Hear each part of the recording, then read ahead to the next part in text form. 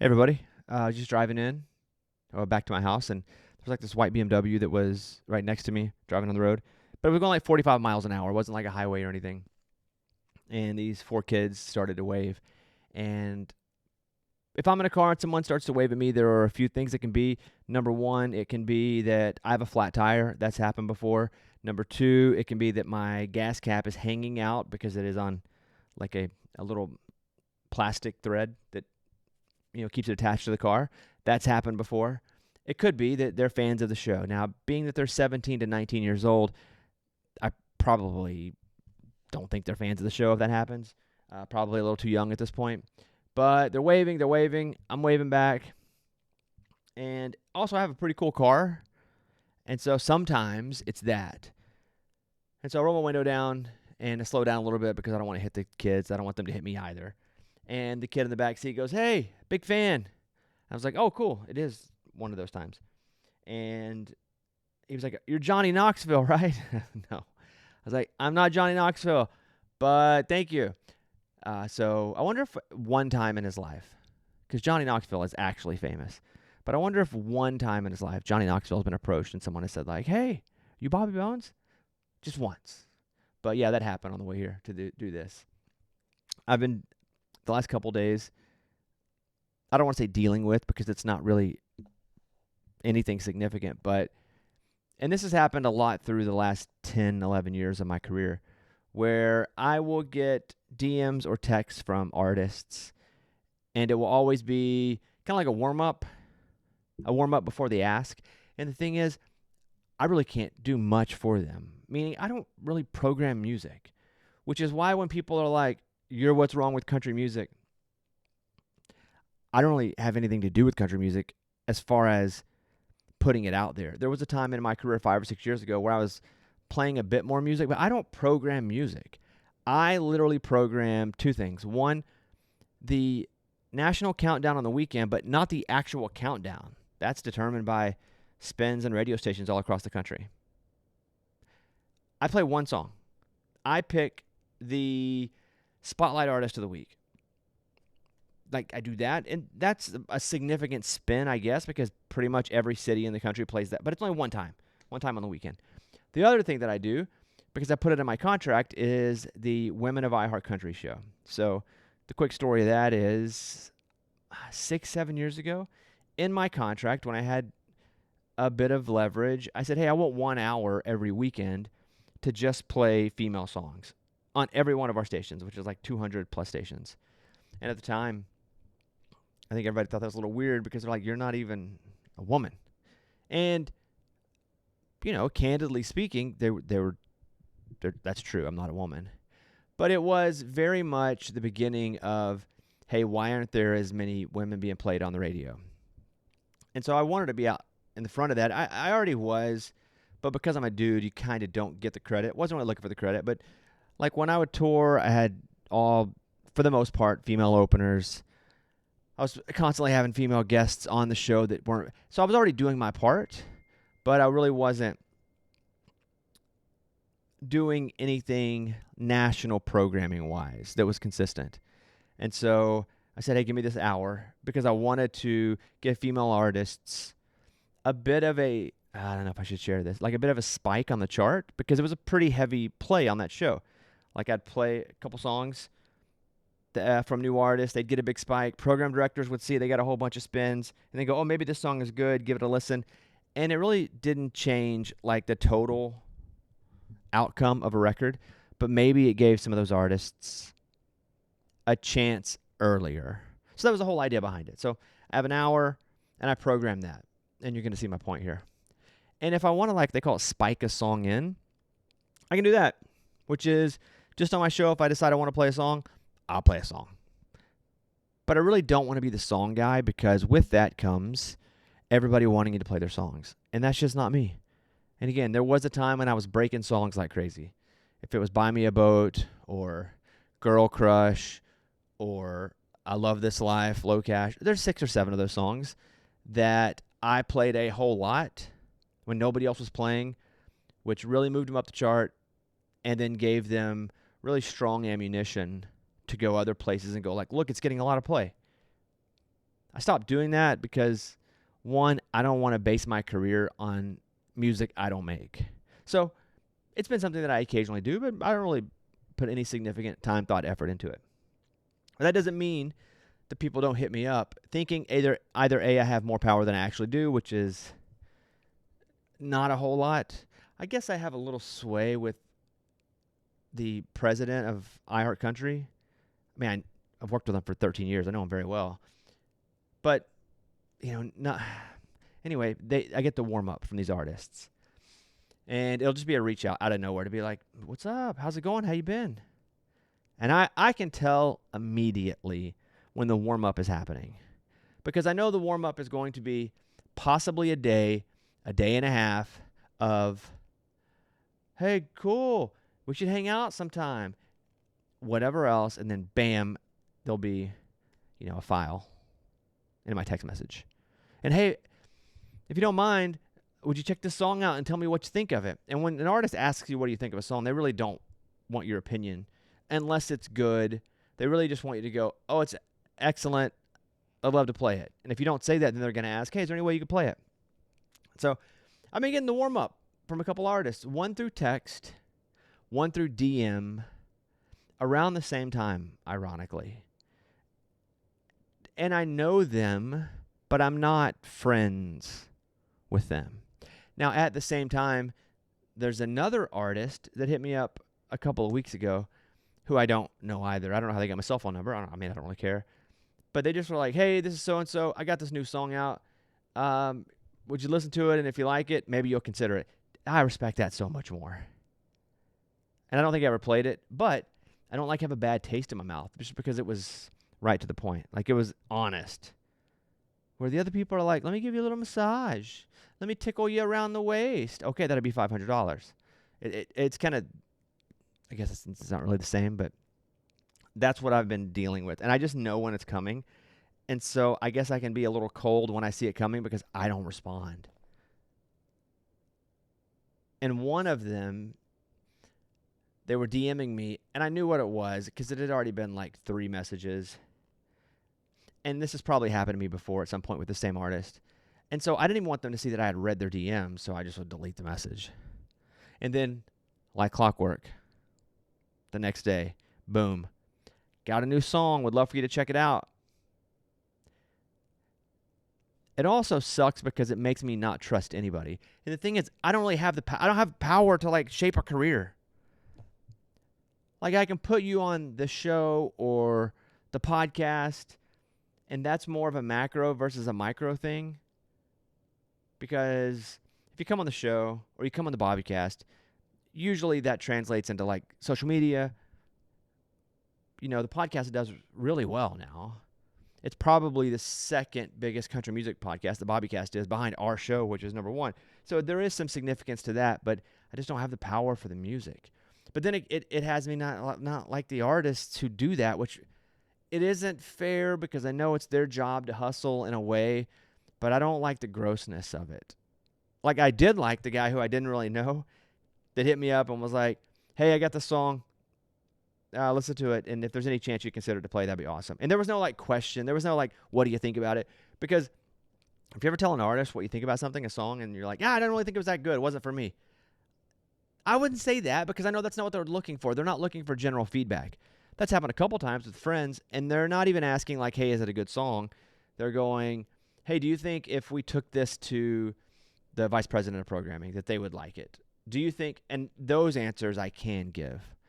But I don't really want to like not like artists because it affects other decisions. Like, there are times where it's like, hey, it's an interview coming up with this person. Do you want it? And it's been kind of gross like that. And I've just been like, I don't think so. Like, I don't want to be around something that makes me feel weird. Or if I feel like somebody has like ulterior motives with something. So that's been the last couple of days. That and my tooth. My tooth here is still broken. I get a lot of messages from you guys that are like, hey, why is your tooth gone? And my wife especially, who calls it tiny. She's not a fan of it. My dentist actually just texted me because I think he saw it online as well. And he's like, hey, come in. Let's fix your tooth. And I kind of decided that I wasn't going to fix my tooth until I had a reason to fix it. meaning if I was going to go and do some television work of some sort. So my thing was, I'll fix it when it needs to be fixed, because I don't really like going to the dentist, although my dentist is good. But you see here, it's still gone. It's still jagged.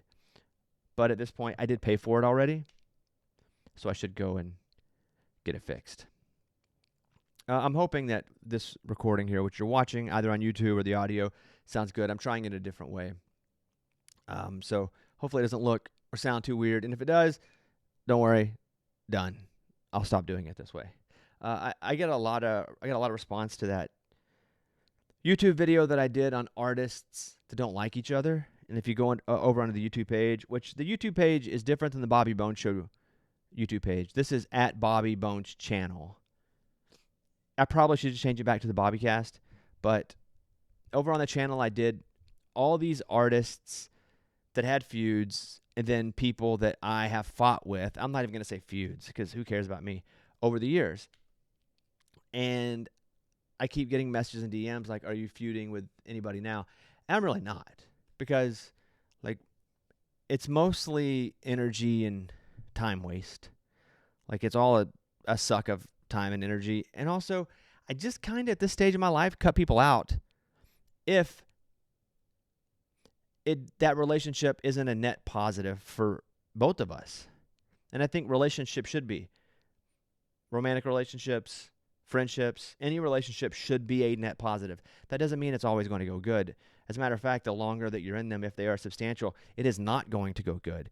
But at the end, when you tally it all out, you should actually be a little better because of the relationship. I can give you a story, and I'm not beefing or feuding with this person just because I've chosen not to. But, and I'll keep the timeline out, I would have considered this person a friend.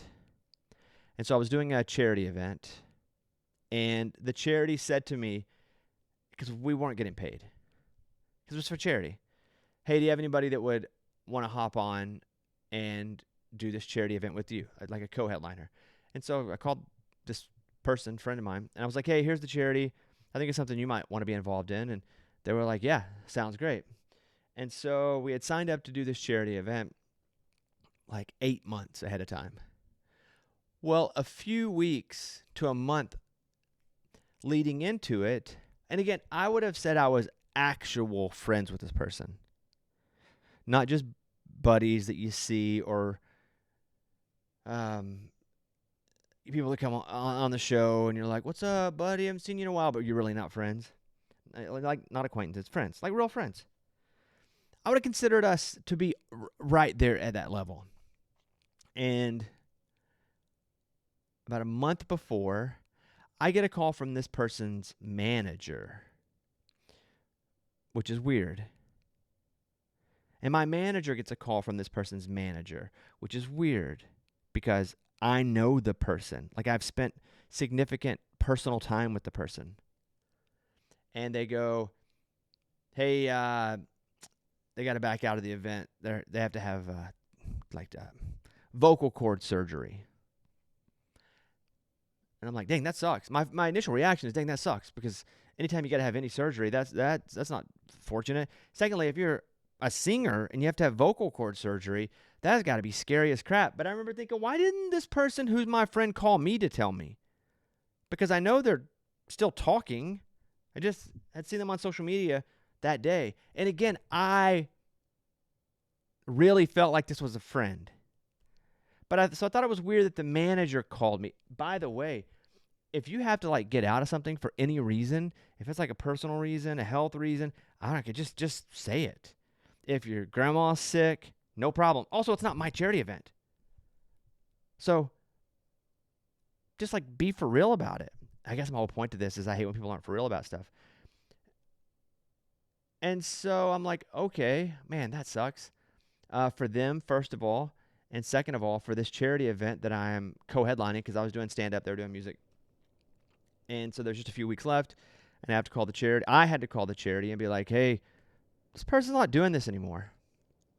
And so so we had to find somebody new, and they ended up having to pay a pretty significant amount of money to get another person. And that's money that would have gone to the charity, But because it was so last minute, they had to pay a bunch, and that sucked for them. It didn't suck for me because whatever. And then I find out the story changes from vocal cord surgery to they needed to be on vocal rest. Same thing. Had you just called and said that from the beginning, I think that I'd have been like, oh, I totally get it. Like, you can't play in a charity celebrity softball game if you need elbow rest because you've heard it do it. There's just common sense things.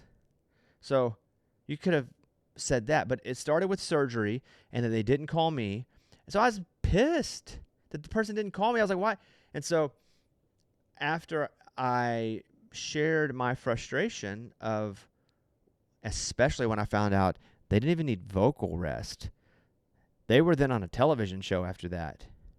And they had no surgery. I don't really quite know why they wanted out of the event, but they were so dishonest about everything that I thought, I don't really the kind of person that I want to have in my life. And I haven't really spoken to them in like 2 years. And as I say that out loud, I don't love it. And I did get a call way after the fact, but it was only after the fact that I was like so irritated that they were so dishonest. One, it was surgery, then it was vocal rest, and then they need vocal rest, but they're still going to go and do a television. It wasn't even my charity. It wasn't even my money I had to pay for the extra person. It was just weird they didn't call me. So the shadiness of it all felt weird and so negative that I thought if they can do this at this point, they can also do this at a different point. So I'm going to go ahead and I'm going to relax them from my friendship group. And by the way, I don't have a big friendship group. I really don't do anything. I work. I got like 4 people I hang out with, and all good. So they're not missing me in their life. I'm not missing them in their life. But when it comes to like shadiness, I don't have any room for it. When it comes to drama, I don't have any room for it. Oh, especially drama. I'm not a dramatic person. This town is the most dramatic town, too. It's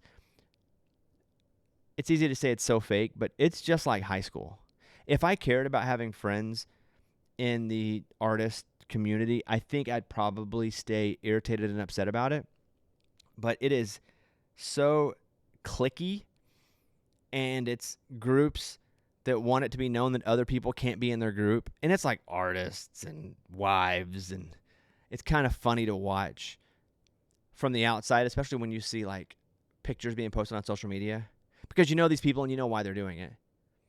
But I think back in high school, it bothered me because I wasn't cool. Now, I kind of am glad I'm not cool because I don't really have an interest to be parts of some of these things. And I hope wherever you live, I know this is happening too. It's not just a Nashville thing. I think this is and Nashville's not a small town, but the music, the performer community is a pretty small community here. And it happens here too. So just know that. It happens here too. So, yeah, that's what's up. That's the check-in here. I'm hoping you're not hearing all the text messages come through my computer as I've been recording this. This has been a trial run. And thank you, everybody. And I will talk to you on the other side of this.